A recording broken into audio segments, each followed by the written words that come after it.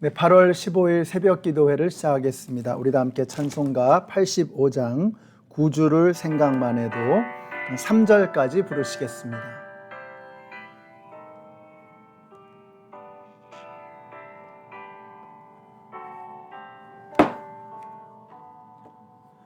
구주를 생각만 해도 이렇게 좋거든.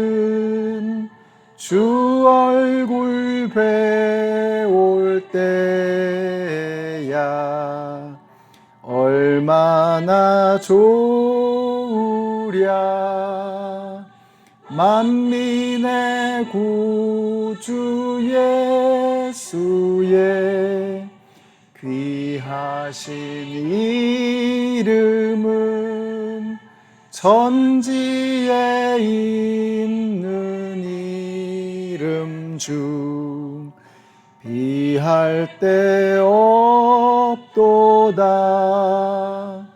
참 회개하는 자에게 소망이 되시고 구하고 찾는 자에게 기쁨이 되신다. 아멘. 오늘 우리에게 주시는 하나님의 말씀은 마태복음 24장 3절에서 5절까지의 말씀입니다. 예수께서 올리브산에 앉아 계실 때에 제자들이 따로 그에게 다가와서 말하였다. 이런 일들이 언제 일어나겠습니까? 선생님께서 다시 오시는 때와 세상 끝날에는 어떤 징조가 있겠습니까? 우리에게 말씀해 주십시오.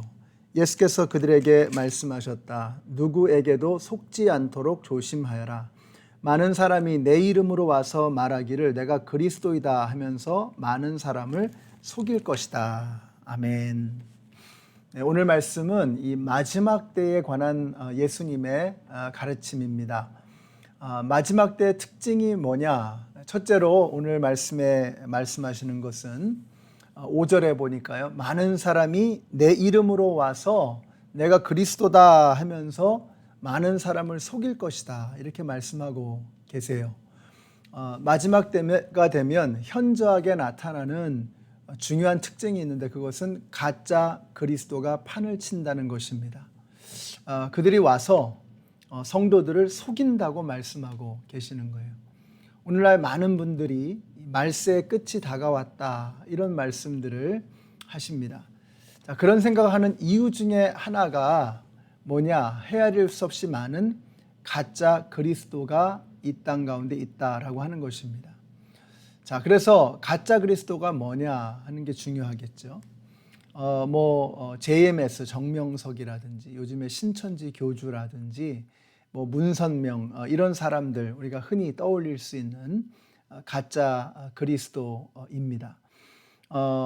근데 이 사람들 이런 데 가서 이제 믿는 사람들이 정신 나간 이상한 사람들인가 생각해 보면 사실 꼭 그렇지만도 않아요. 멀쩡한 것 같은 사람들이 가서 속거든요. 제가 미국에 와서 이제 조지 메이슨 대학교에서 이제 공부를 하는데 통일교 모임이 있었어요. 미국 사람들이 모인다 그래서 한번 가봤습니다. 거기서 워싱턴 타임스라고 아시죠? 이제 워싱턴의 DC에 있는 아주 보수적인 일간지죠. 이 워싱턴 타임스가 이 통일교 소유거든요. 거기 워싱턴 타임스에 재무를 담당하는 사람 중에 넘버 2인 사람과 대화를 했는데요. 멀쩡한 사람이에요. 공부도 많이 했고. 근데 얘기를 제가 하면서 물어봤어요. 정말 문선명을 그리스도라고 믿느냐, 구세주라고 믿느냐 그랬더니 정말 그렇다는 거예요. 그래서 희한하다, 신기하다 이런 생각을 했습니다. 사실 제 친구 중에서도 그런 친구가 있었어요. 우리 중고등부 때 교회에서 같이 교회를 다니던 자매인데 이 자매가 서강대학교를 다녔거든요. 아주 공부를 열심히 하고 말도 잘하는 똑똑한 자매였습니다. 근데 벌써 대학교 때부터 JMS에 빠졌다는 이야기를 들었는데 이 나중에 제가 미국에 왔을 때 연락이 온 거예요. 인디애나주에 이제 경영학을 공부하기 위해서 오는데 저하고 이렇게 좀 대화를 하고 싶다는 거예요. 그래서 이야기를 한참 나눴는데 그 자매가 아직까지도 JMS에 빠져 있는 것을 보면서 참 깜짝 놀랐습니다. 어떻게 이렇게 멀쩡한 사람이 이렇게 아주 하찮은 것에 속는가. 근데 이렇게 이야기를 들어보면은 그 안에서 정말 어떤 보람을 느낀다는 거예요. 어떤 의미를 발견한다는 거예요. 인생이 허무한데 그 안에 있으면 어떤 뭔가 이렇게 꽉 채워지는 어떤 그런 보람이 있다는 거예요. 그래서 야, 이 이단에도 뭔가 매력이 있긴 하구나 라는 생각이 들었습니다. 근데 이게 이상할 게 없는 것이 말세에는 이와 같은 가짜 그리스도가 판을 친다고 이미 예수님께서 2000년 전에 미리 말씀해 주고 계시는 것입니다. 정말 마지막 때가 가까이 왔다는 생각이 듭니다. 근데 사실 이런 뭐 정명석이니 문선명이니 신천지 교주니 이런 사람들 뭐 사실 조금만 생각해 봐도 엉터리잖아요. 한낱 사람에 지나지 않는데 그 사람을 나의 구세주로 믿는다라고 하는 게 얼마나 어리석습니까? 그들의 탐욕에 넘치는 그런 삶을 우리가 봤잖아요. 그런데 넘어가는 것을 보면 참 희한하죠. 근데 그게 바로 말세의 현상이라는 거예요. 자, 그런데 이런 인간이 가짜 그리스도 노릇하는 것보다 훨씬 더 무섭고 훨씬 더 분별하기 어렵도록 우리에게 다가오는 가짜들이 있습니다. 그것은 바로 물질입니다. 여러 차례 말씀을 드렸는데 오늘날 이 시대에 하나님과 경쟁하는 가짜 그리스도는 물질입니다. 이미 예수님도 말씀하셨어요. 하나님과 재물을 겸하여 섬길 수 없다. 거기 재물이라고 하는 그 표현은 맘몬, 영적인 우상이거든요. 그래서 이 물질을 주관하는 신입니다.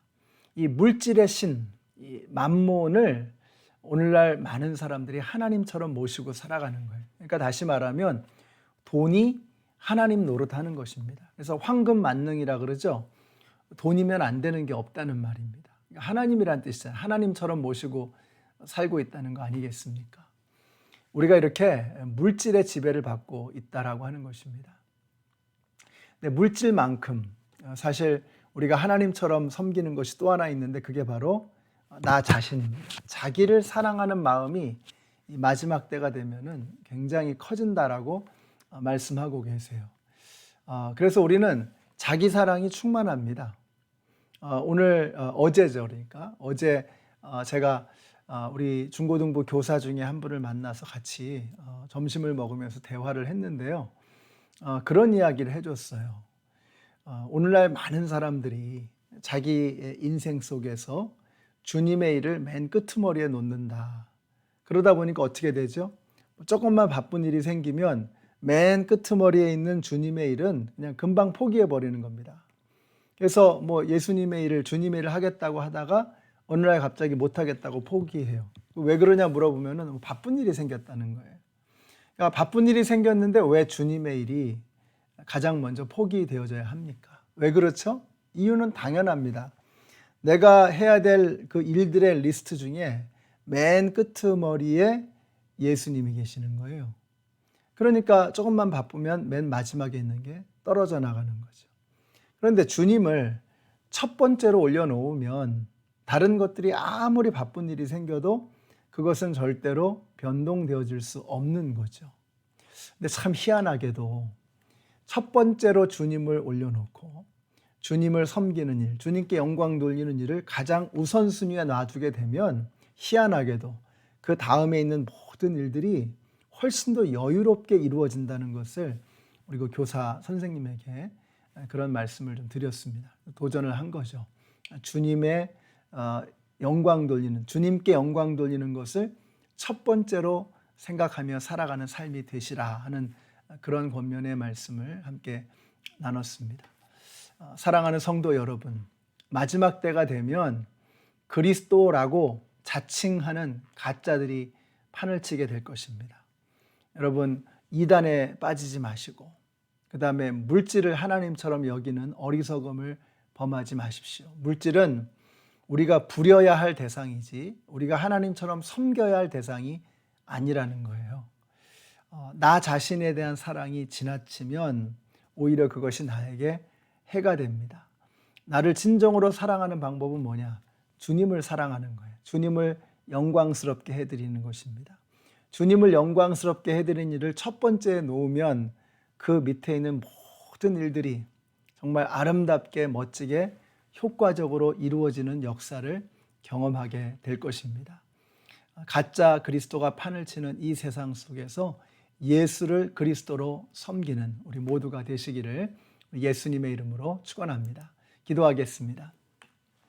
하나님 감사합니다. 오늘 가짜 그리스도가 판을 치는 이 세상 속에서 우리가 어떻게 살아야 하는가를 가르쳐 주셔서 너무나 감사합니다. 속지 않게 하시고 이 혼란스러운 세상 속에서 흔들림이 없으신 살아계신 하나님을 내 삶의 중심으로 모시는 우리들 모두가 되게 하여 주시옵소서. 예수님의 이름으로 기도드렸습니다. 아멘. 네, 한 주가 벌써 지나갔습니다. 오늘이 이제 이번 주의 마지막 날인데요. 한 주의 삶을 돌아보면서 우리가 가짜 그리스도에게 속은 것은 아닌지 반성하고 돌아보고 하나님을 내 삶의 가장 first priority로 올려놓는 오늘 저와 여러분이 되시기를 바랍니다.